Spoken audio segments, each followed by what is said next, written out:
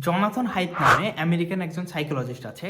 তার মতে প্রতিটা মানুষের দুটো করে সাইড থাকে, একটা হচ্ছে ইমোশনাল সাইড এবং আরেকটা হচ্ছে অ্যানালিটিক্যাল বা রেশিওনাল সাইড।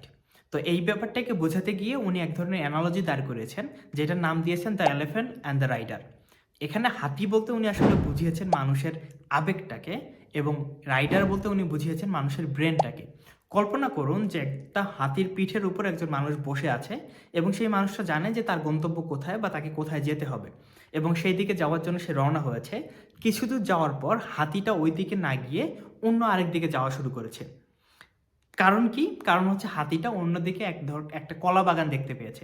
স্বাভাবিকভাবে হাতির কলা খেতে খুব ভালোবাসে, এই জন্য হাতি কলা বাগানের দিকে যাওয়া শুরু করেছে। তো বাস্তবিক জীবনে যদি সেম একটা এক্সাম্পল দেই, প্রত্যেকটা স্টুডেন্ট জানে যে তাদের পরীক্ষায় ভালো করতে গেলে অনেক বেশি পড়াশোনা করতে হবে, কিন্তু সে যখন পড়াশোনা করতে বসে কিছুক্ষণ পর সে ফেসবুকিং করা শুরু করে দেয়, কিংবা মোবাইলে গেম খেলা শুরু করে দেয়, কারণ তার গেম খেলতে বা ফেসবুকিং করতে বেশি ভালো লাগে। এই সব কিছু করলে তার বেশি ডোপামিন নিঃসরিত হয়। তো মজার ব্যাপার হচ্ছে, হাতির শক্তি বা হাতি কিন্তু মানুষের ব্রেনের থেকে হাতির গায়ের শক্তি কিন্তু অনেক বেশি। তো মানুষের ব্রেন কিন্তু হাতিটাকে টেনে এইদিকে নিয়ে আসতে পারে না, কারণ ইমোশন বা আবেগের পাওয়ারটা অনেক বেশি থাকে। তো এই পথ থেকে বা এটা থেকে মুক্তির আসলে উপায় কি, বা হাতিটাকে রাইট ট্র্যাকে নিয়ে আসার উপায় কি? খুবই সিম্পল। আপনার কলা বাগানটা যেদিকে আছে ওই কলা বাগানটাকে আপনার ট্র্যাকে নিয়ে আসুন, অর্থাৎ আপনার গন্তব্য যেদিকে সেই দিকে নিয়ে আসুন।